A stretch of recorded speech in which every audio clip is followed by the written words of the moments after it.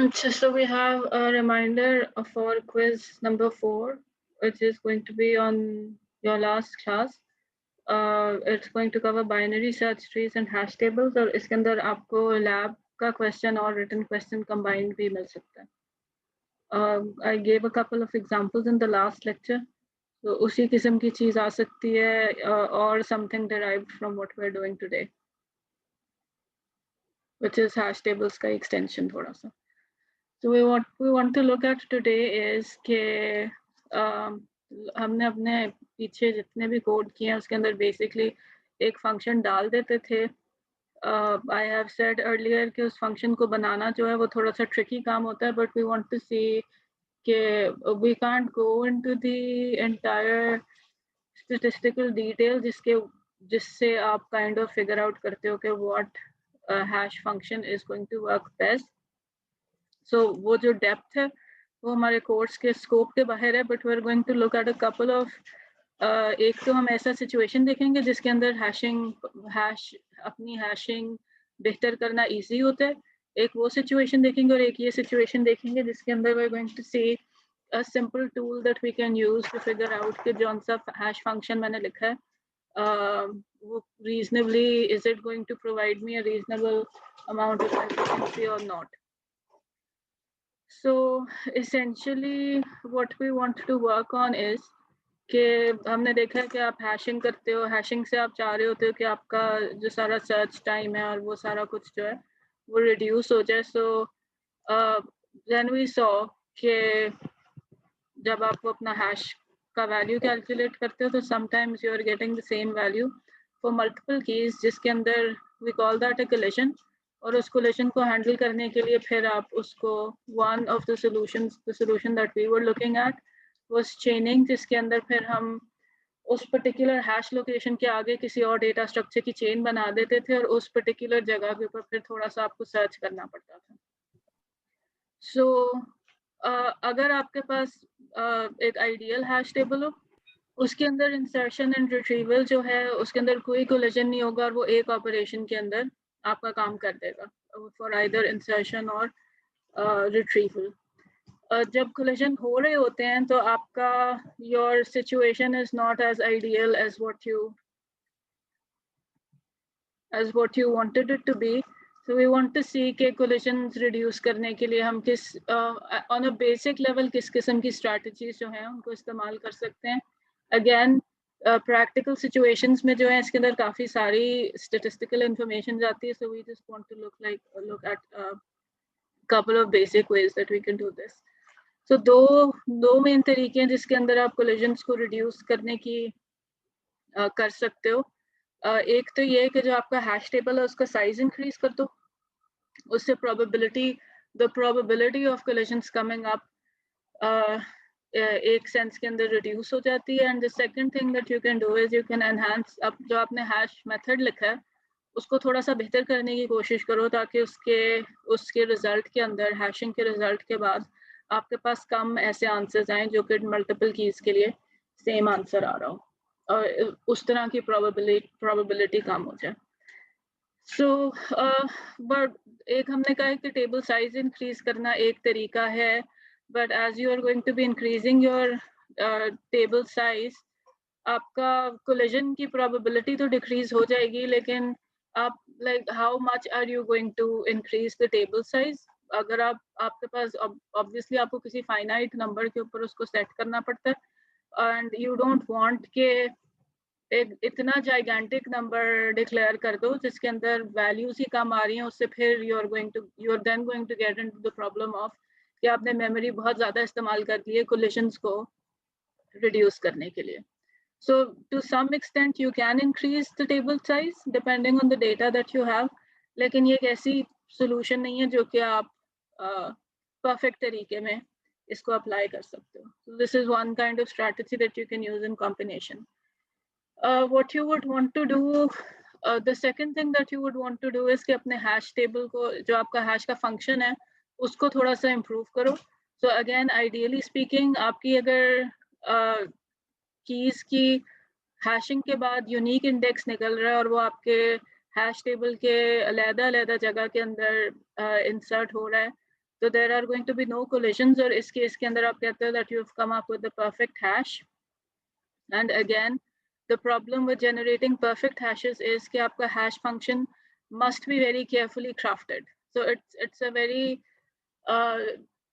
थोड़ी सी ना काफी attention taking, और उसके अंदर again you'll have to try out different things. Hash function calculate करने के लिए आपको पूरा एल्गोरिदम लगाना पड़ सकता है कि मेरे डेटा की डिस्ट्रीब्यूशन किस किस्म की है कि आपके पास फिर ये कोलिजन्स जो हैं ये कम हो जाए. So it's a difficult process. और अगर आपका डेटा सेट बड़ा जैसे जैसे होता जाएगा, आपका हैश फंक्शन अच्छे वाला क्रिएट करना, that is going to become increasingly more difficult. एक हमारे पास छोटे प्रॉब्लम के कॉन्टेक्स्ट के अंदर we can sometimes do this.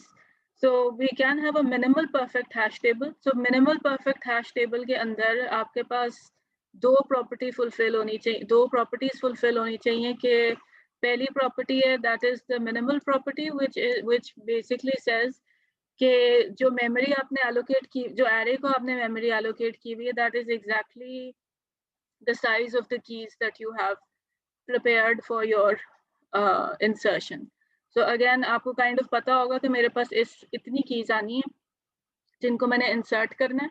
So if you have n keys for instance, so we will know what the number of keys is in this case, क्योंकि हम अपने problem को contextualize कर रहे हैं थोड़ा सा. So again हर किस्म के problem के लिए नहीं चल सकती, but for a problem जहाँ पर आपको पता हो कि मेरे पास इतनी ही keys आनी है, तो फिर उस case के अंदर इस condition को fulfill करने के लिए you're going to create a table with n entries. और उसके बाद जो second property है, which is the perfect property which basically says कि किसी जो भी चीजें आपने insert की हुई हैं उनको locate करने के लिए आपको at most एक की comparison करना पड़े, which would be कि directly into every location आपके पास एक ही value जो है वो store हुई होगी, and which basically means कि collisions कोई होंगे ही नहीं, और फिर आपको collision resolution वाले काम में नहीं पड़ना पड़ेगा, और आपका every search is going to come back to you in kind of one operation. एक check करोगे और आपको वो मिल जाएगा. इस किस्म का जो solution है, this is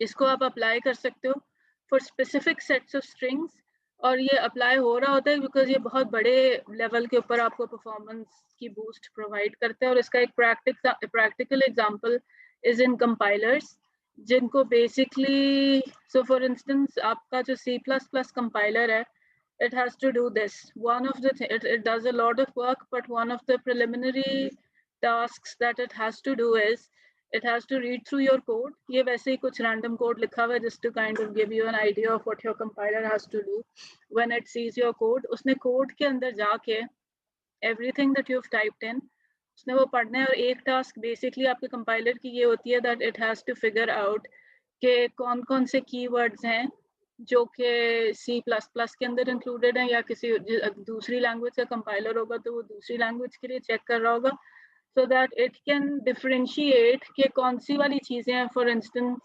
जो कि यूजर ने वेरिएबल नेम के लिए इस्तेमाल की हुई है, कौन सी चीजें हैं जो कि कुछ ऑपरेटर्स हैं, कौन सी चीजें हैं जो डिफरेंट और डिफरेंट किस्म की चीज, जब आप कौन सी चीजें कमेंट्स हैं फॉर इंस्टेंस. तो ये सारी चीजें जो हैं ये आपके कंपाइलर को फिगर आउट करनी होती हैं. इनको फिगर आउट करने के लिए there is one thing again what they have to do is they have to kind of list these out कि ये मेरा कीवर्ड था, ये भी मेरा कीवर्ड है, ये भी मेरा कीवर्ड है, ये भी कीवर्ड है. So this is a good kind of a problem जहाँ पर एक perfect hash जो है that is एक तो वो बन भी सकता है और उसको वो आपको बहुत बड़ी performance boost देगा. So your compilers are going to require something like this जिसके अंदर से वो बहुत तेजी से कोई भी वर्ड पिक करें और फिर वो चेक करें कि वो आपके हैश टेबल में एग्जिस्ट करता है या नहीं. अगर वो एग्जिस्ट करता है तो वो कह देंगे कि ये this is one of our keywords. तो इस चीज को इम्प्लीमेंट करने के लिए we are going to do small exercise. इस लेक्चर में एक्चुअली मैंने 2 एक्सरसाइजेज ही एम्बेड की हुई हैं, so this is kind of like a lab lecture. जिसके अंदर यू आर गोइंग टू, तो बड़ी प्रॉब्लम के लिए मैं आपको, या बड़े सेट ऑफ डेटा के लिए मैं आपको ये नहीं कह सकती कि मुझे परफेक्ट हैश मेथड बना के दो, बट आई कैन से कि मेरा प्रॉब्लम ही ये है कि मेरी लैंग्वेज के अंदर, whatever language I am creating the compiler for, उसके अंदर बस ये वाले कीवर्ड्स हैं. So I want you to create a hash function जो कि इन सब वर्ड्स को परफेक्ट हैश के तौर के ऊपर आपके हैश टेबल के अंदर फिट कर देगा. So you, given that you just have 7 words, it's going to be very, compiler को इससे थोड़े से ज़्यादा करने पड़ते हैं. हमने अपने problem को simple करने के लिए सिर्फ ये कहा है कि we just have 7 words and we want to create a perfect hash for these following 7 words. So I am going to give you the structure for this. उसके अंदर I am going to give you the class जिसके अंदर आपकी हर string जो है that you are going to hold. So essentially these are identifiers. So you're going to say this is my identifier. इसके अंदर आपने actually उसको hold करना है. The string that you are going to put into your hash table. You are going to have a set key function. You are going to have a get key function. You are going to have your hash function जिसको इधर खाली रखा हुआ है. So you are going to fill in whatever kind of a function that you want to try out over here. और इसको जब आप try out करोगे, so you want to create a global array of reserved strings जिसको आप access करके अपना data structure सारा का सारा populate कर सको. You're going to declare this at the top. ये सारा का सारा इस्तेमाल हो रहा होगा आपके इस वाले कोड के साथ जो मैं आपको already दे चुकी हूँ. So you're going to just place it in the same file. Create your hash table. 7 का हमने बनाया है because our aim is to do a perfect hash. Our aim is to do a perfect hash ताकि आपके हर array के element के अंदर एक एक word जो है वो जाके fit हो जाए. So what we're doing is we are saying कि एक हमने identifier word बनाया है kind of local ताकि हम उसको populate कर सकें अपने उसके अंदर hash table के अंदर. Our hash table is called reserved words and what I'm doing is कि मैं starting from my first word in my this global array, I'm saying कि हर word को उठाओ और उसकी key, so just set the key as that word और अपने hash table के अंदर उस word को insert करते जाओ. So you're going to pick this word and insert it into your hash table. You're going to pick the second word and insert it into your hash table. सारा कुछ इस code के अंदर हुआ हुआ है. The only thing that you're having to do is this bit, ये वाला bit. So what you're going to do is जब आप इसको run करोगे, if you are able, when you are able to come up with the perfect hash, तो आपका जो result है वो इस तरह का लगेगा कि हर element के अंदर एक एक value पड़ी होगी. It will take a couple of tries. So गलत try के अंदर ये हो सकता है कि maybe किसी एक जगह के ऊपर 2 पड़े हों, एक जगह पे 3 पड़े हों, किसी एक जगह के ऊपर भी 2 पड़े हुए हैं और बाकी सब में एक एक पड़े हैं और एक खाली है. Even that is not a perfect hash. Perfect hash आपने ऐसे reach करना है कि every एक index के ऊपर एक ही word पड़ा होना चाहिए. So इसके hints are kind of अपना first lecture के अंदर देखो, उसके अंदर थोड़ी सी variations डाल के आपको दिखाई हुई हैं.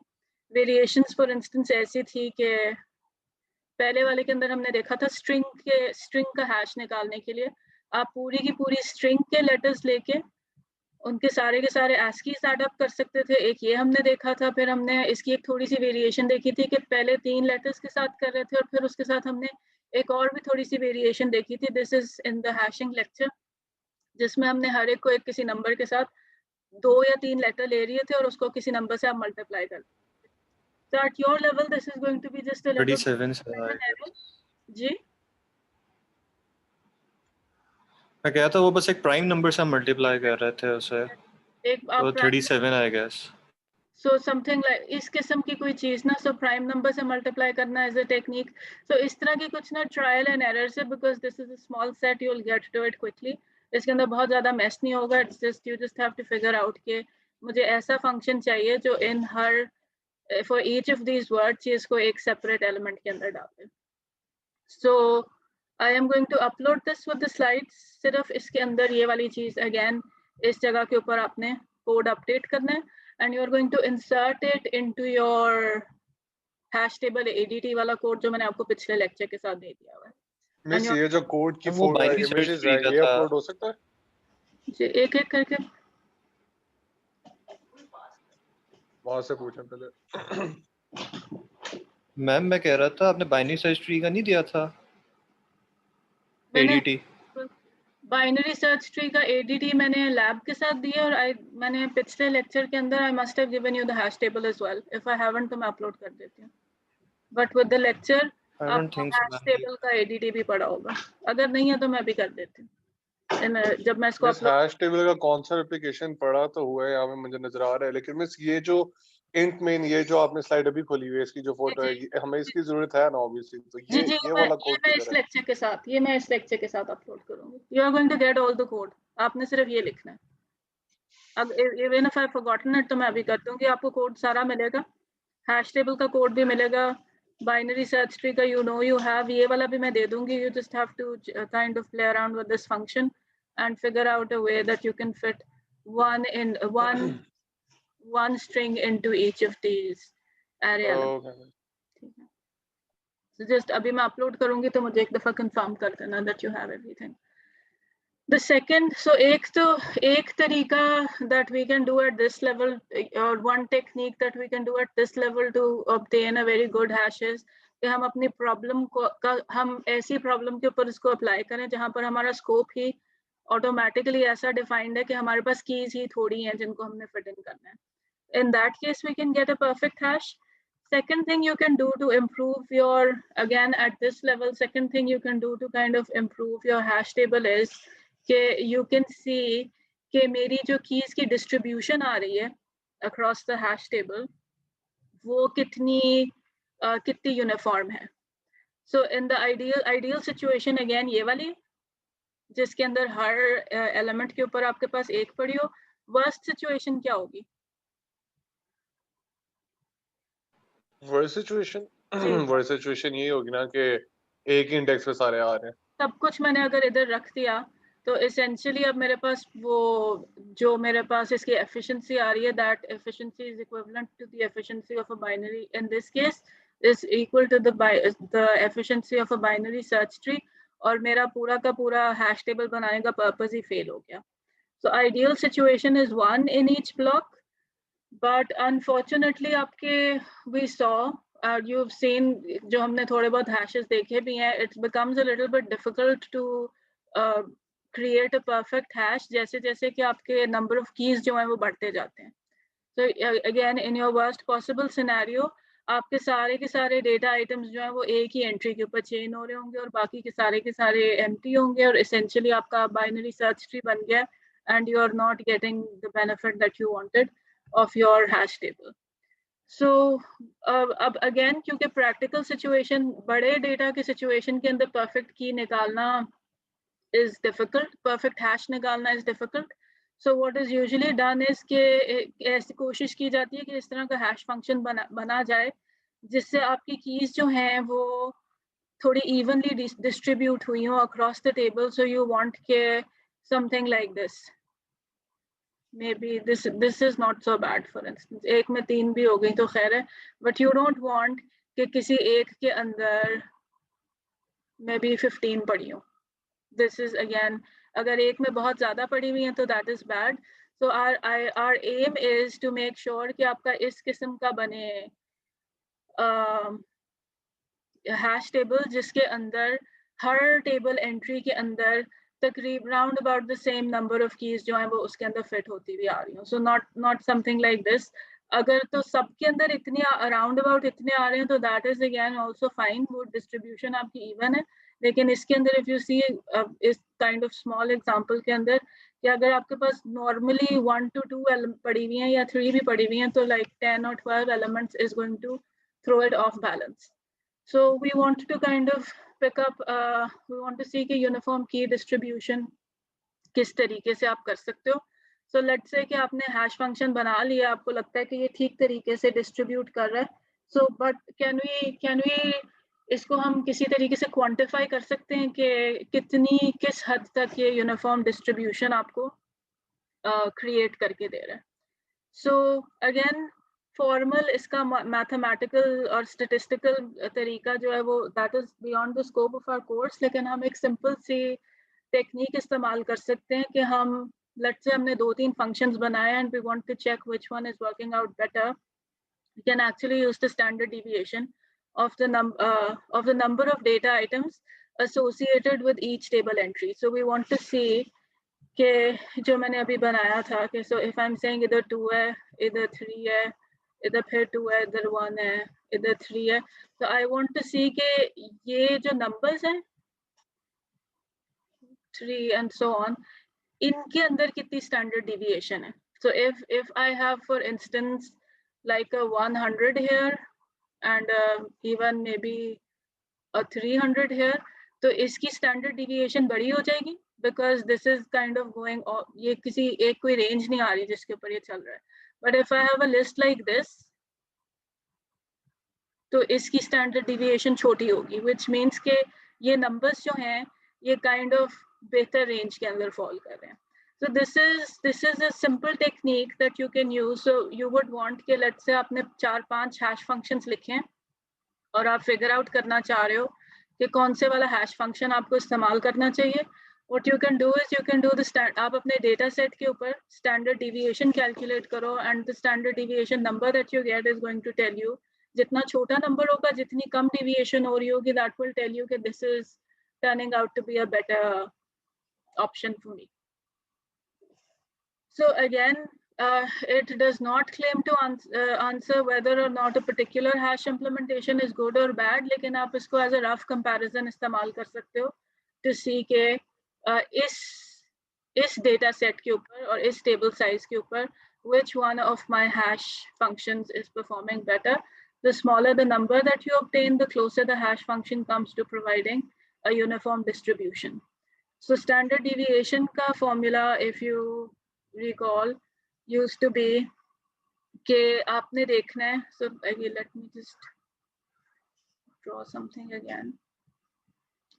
So you want to basically do this कि for each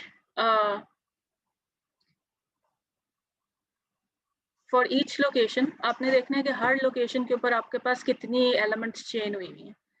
So let's say the 2 है, the 3 है, the 4 है, the 16 है, the 35 है, the 2 है फिर से.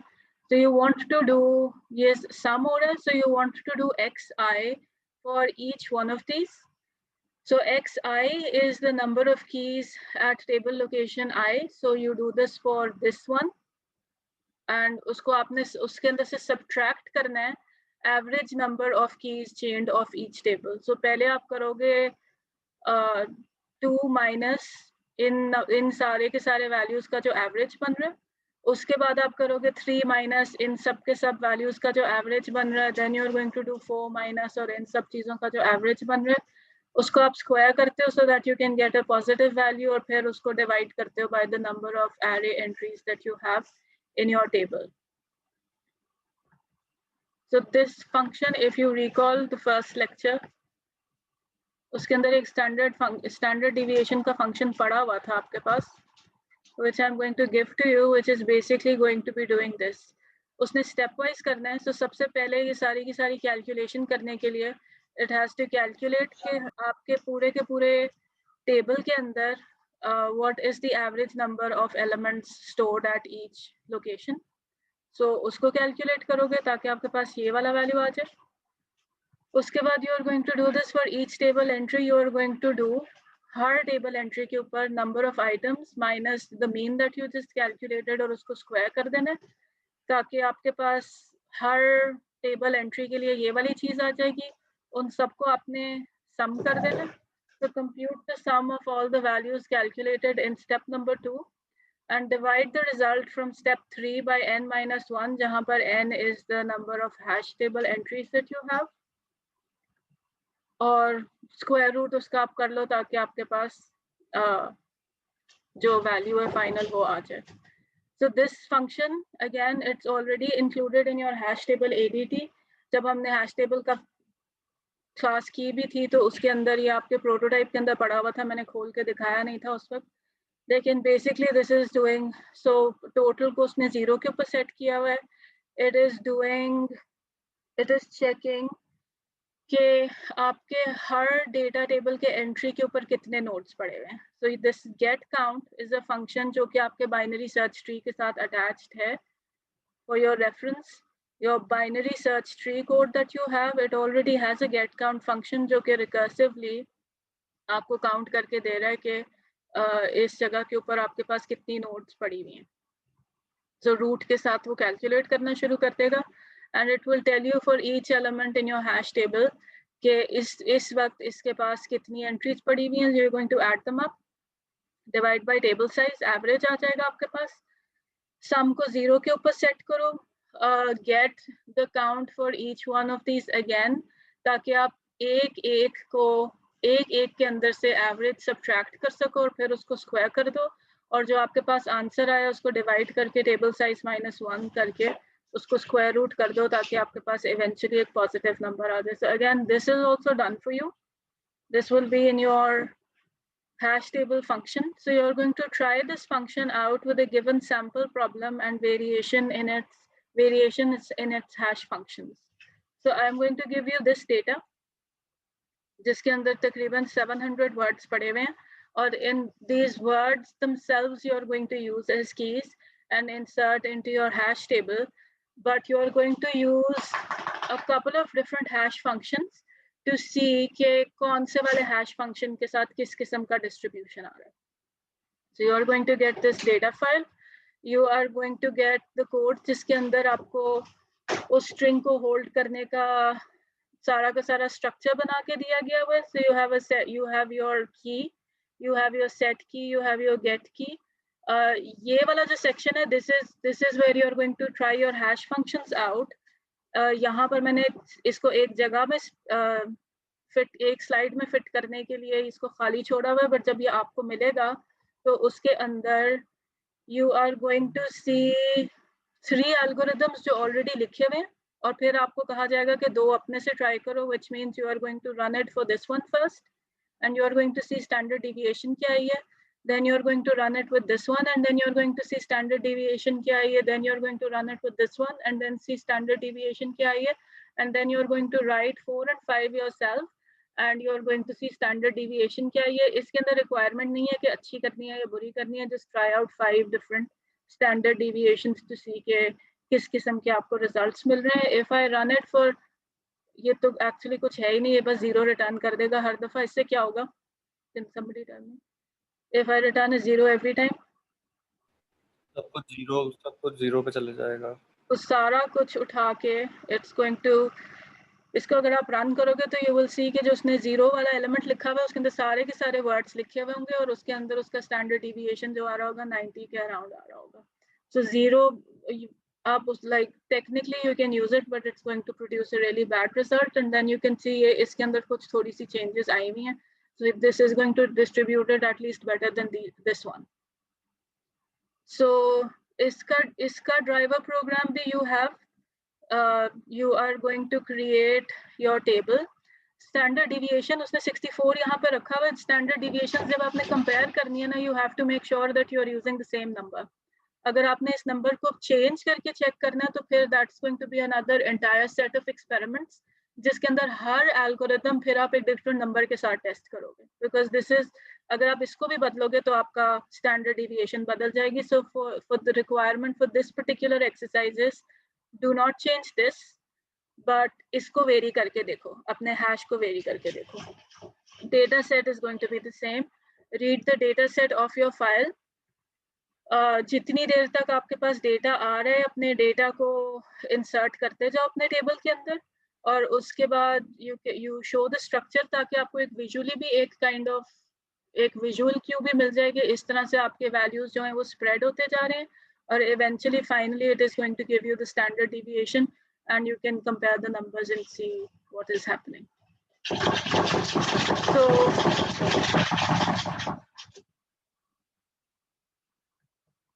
this is kind of the exercise that we want to do today. So you're going to try out the 5 hash ma'am एक functions सवाल था, standard deviations जी. मैम वो जो आपने पहले दिखाया था ना, क्या नाम है, ऊपर जो था, जो पहली एक्सरसाइज थी प्रैक्टिस वाली, जी. जिसके अंदर हमने हैश फंक्शन बनाना था, ये वाली.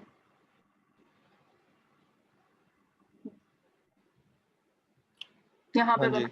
अब मैम वो जो आपने डेटा दिया है ना, ये वाला डेटा दिखा, हाँ जी। ये है तो डेटा. मैम वो जो डेटा आपने दिया हुआ है ना, अब मैंने जो हैश फंक्शन अगर डिजाइन करना है, तो मैं सिर्फ इस डेटा को कंसिडर करते हुए डिजाइन करूं, या मैं कुछ ऐसा डिजाइन करूं कि कोई 8वां एलिमेंट भी आए तो वो उसके अकॉर्डिंगली इवन ही रहे चीज है, या मैं सिर्फ 7 को देखते हुए फिलहाल डिजाइन करूं? just this set of data. सिर्फ यही 7 होंगे, इसके बियॉन्ड नहीं जाएंगे. ठीक, That is why we can come up with ठीक a है। perfect hash. Unseen data के साथ perfect hash becomes really difficult. तो इस particular problem में you ठीक हो just गया, have these 7 words. सही है। Let me just upload this so that you can see if you have all of the files, and then you can see.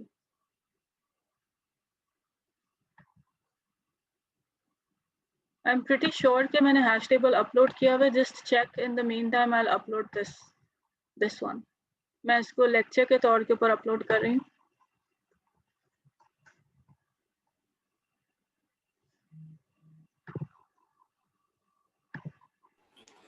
Ji hash function है उधर, I template think है। हाँ, आपके पिछले lecture के साथ होनी चाहिए.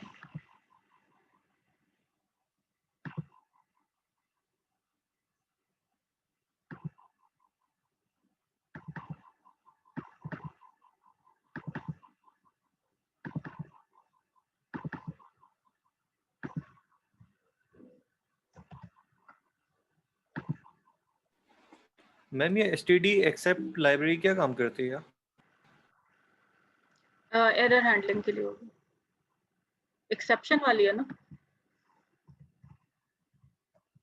Probably error. मैं देख के बता देती हूँ. और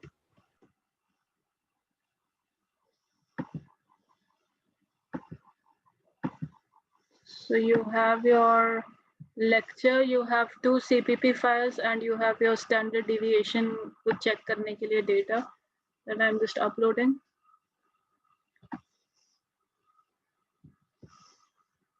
Lecture 18 में आया है, इसका title है hash functions, because you're going to be experimenting a little bit with the functions.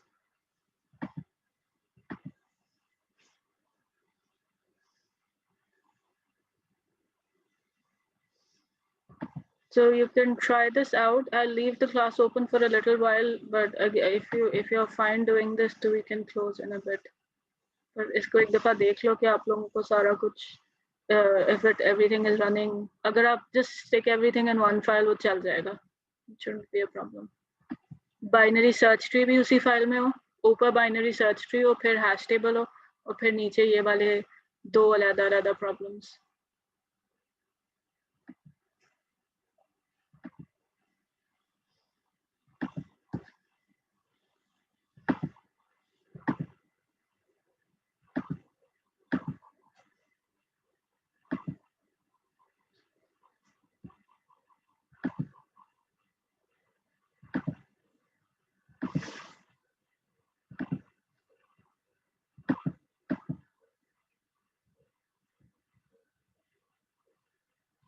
So this is the first problem.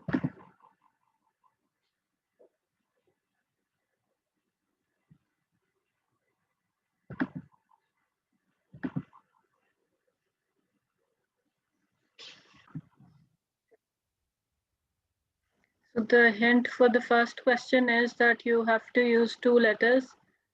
लेकिन वो don't कौन से pick करने हैं, that you can figure out by trial and error.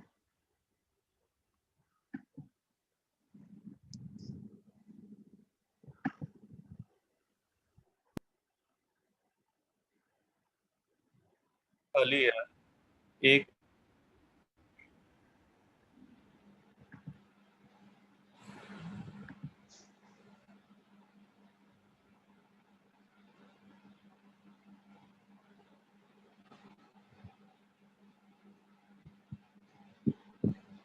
first is equal to first letter, हाँ जो first के अंदर आया है ना वो रिटर्न प्लस 48 किए बगैर करो। तो कैरेक्टर में ना, हाँ 48 हटा दो, नहीं ये ठीक है, ठीक है हाँ रिटर्न फर्स्ट कर दो, should work।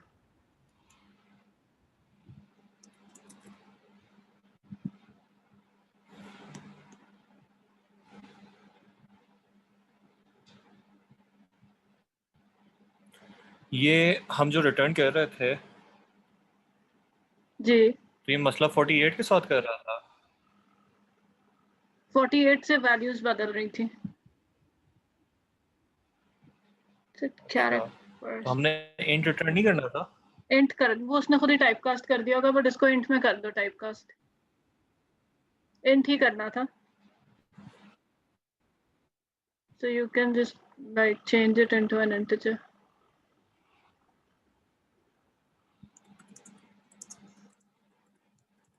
मैम सफी कह रहे हैं कि इसको ऐड कर लें। है ना? कर दिया, आ गए ना 7 आ गए। ठीक हो गया मैम। तो वो प्लस 48 जो है वो एसकी का तो 0 ही है, तो उससे फर्क क्या आ रहा था?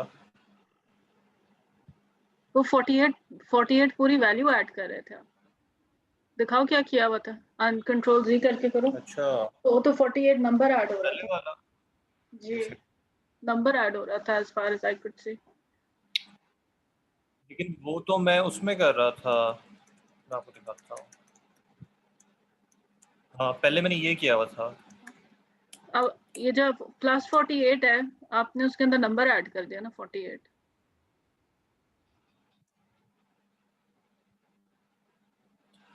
हम जब कैरेक्टर टू इंटीजर करते हैं तो वो इस तरह नहीं करते थे, तो मैं भूल रहा हूँ। नहीं आपने कैरेक्टर टू इंटीजर वो आप कर रहे थे, वो आप कंफ्यूज कर रहे हो उसके साथ। Are you thinking about the stack exercise?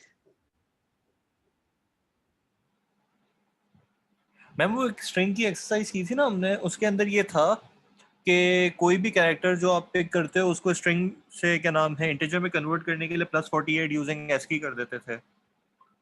Yes लेकिन वो कोई और वो दैट वाज बेसिकली मैं सिर्फ पहला कैरेक्टर उठा के। जी मैम क्या कह रही हैं आप? वो जो आप पहले जो आपने प्लस 48 वाला काम कर रहे हो ना, that was something else, that was basically this. Can I have the screen so I can draw? जो आप अच्छा आपको जो सॉरी। याद आ रहा है ना दैट इज, oops, अब पता नहीं मेरा व्हाइट बोर्ड शेयर हो रहा है। मैं क्या करूं? मैं नजर आ रहा है आप मुझे छोड़ के आप बंद कर दो अपना 1 मिनट के लिए। I just want to clarify this confusion जिसकी वजह से आप 48 ऐड कर रहे हो। So वो जो 48 आपने ऐड करना था ना उस वक्त स्टैक वाली एक्सरसाइज में, that was because आपको कंसोल से आता था something like this, right? ये आ रहा था ना CN में, इस किस्म की स्ट्रिंग आ रही थी। Yes? तो मैं the हाँ 40 जी कुछ ऐसा ही था। कुछ और लिख देती हूँ because we don't want to confuse, लेकिन कुछ इस तरह चीज होती थी ना 2 1 प्लस ये लिखा होता था, right? So what we हाँ were हाँ doing हाँ was, हाँ बिल्कुल। if you can quickly go Google and open up the ASCII table, आपने basically करना था 2 अलहदा करना था और 1 अलहदा करना था, right? So basically when you're getting the 2 separately, you're getting the 2 as a character. अब इस वक्त मैं बिल्कुल उस प्रॉब्लम की बात कर रही हूँ, मैं अभी वाली प्रॉब्लम की बात नहीं कर रही। और वो जो आपने अभी जो प्लस जो आप अभी सोच के प्लस कर रहे थे ना, यू आर सेइंग कि इसको मैंने नंबर में कन्वर्ट करना है, but can you tell me कि 2 की ASCII वैल्यू क्या है? अभी कोई लुकअप करे अगर, या मैं कर देती हूँ। एक सेकंड मैं देख रहा हूँ।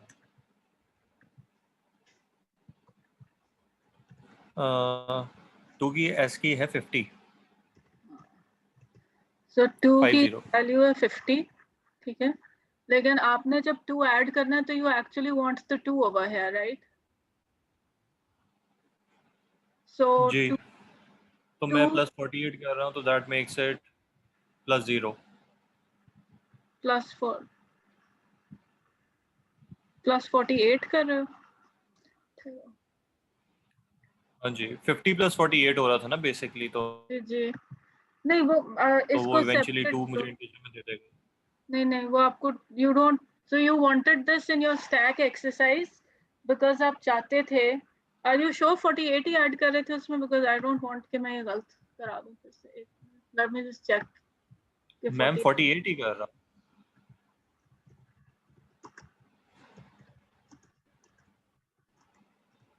$48 is a 0 and 50 is a 2. 48 is a 0.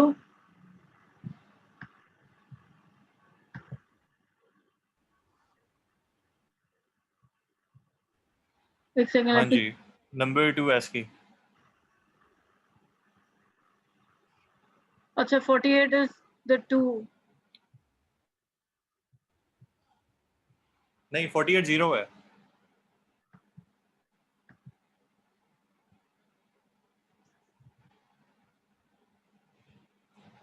So 48 अगर 0 है, so what's going to happen? आप क्या कर रहे थे इसमें? 50 के अंदर 48 ऐड कर रहे हो अगर 2 का ASCII? हाँ जी, मैं इसी तरह कर रहा हूँ कि मैं कोई भी कैरेक्टर उठा लूँ तो उस कैरेक्टर की ASCII तो यूनिक ही होगी ना। उसके अंदर मैं प्लस 48 करता हूँ, 48 का मतलब है 0। तो हर बार मुझे यूनिक ASCII, तो यूनिक क्या नाम है, इंटीजर वैल्यू तो मिल रही थी, लेकिन मॉड की वजह से काम खराब हो रहा था। हाँ वो ठीक है, but I don't want you to, you are actually ना, आप थोड़ा सा मिक्स कर रहे हो। जो उसके अंदर आपको 48 ऐड करना था ना स्टैक वाले प्रॉब्लम में, ये वाली स्ट्रिंग रेजोल्यूशन प्रॉब्लम में, वो आपको इसलिए करना था add because you didn't want the character to, आपने एक्चुअली काम करना था 2 न्यूमेरिक वैल्यू के साथ। इसलिए उसके अंदर 42 ऐड करते थे। अब इस वक्त जो है, you don't necessarily need a 48। आपने सिर्फ ये करना है कि आपके पास जो भी वर्ड लिखा हुआ है ना, what words did we, let's say अगर हमारे पास इंटीजर लिखा हुआ था, तो you just have to figure out some formula जिसके अंदर आप इनकी वैल्यूज को मैनिपुलेट ऐसे करो कि इसका जो रिजल्ट आए, जो भी वो रिजल्ट आए, वो बाकी आपके लिस्ट से फर्क रिजल्ट आ रहा हो, even when you mod it with whatever your array size is. So it's not necessary कि आप 48 इस प्रॉब्लम में, जो अभी हम हैशिंग वाली प्रॉब्लम कर रहे हैं, उसमें 48 ऐड करना is not necessary. You can try it out as a solution, but it's not necessary. Because इस प्रॉब्लम में वो जो आप नंबर्स ऐड अप कर रहे हो ना, वो आपने बस देखना है किसी तरीके से आपके पास एक सम आ जाए। वो 48 भी ऐड हो सकता है, वो 2 भी ऐड हो सकता है, वो 17 भी ऐड, कुछ भी कर सकते हो आप, कोई प्राइम नंबर टाइप चीज भी ऐड कर सकते हो। तो वो जो 48, जिस लॉजिक से आप वो 48 इसमें ऐड कर रहे थे ना, अपनी स्ट्रिंग को प्रोसेस करके इंडिविजुअल नंबर्स निकालने के लिए, that is not the same reason that you're adding the 48 over here, or that you might want to add the 48 over here.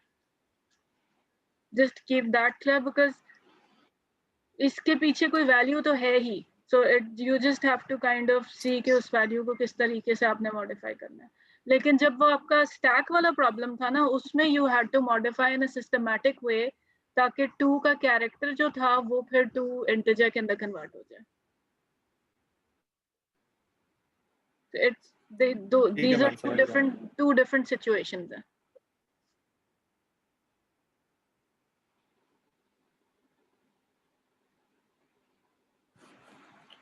Okay, तो वो तो चल गया था ना, अभी अब दूसरा वाला ट्राई कर लेता था।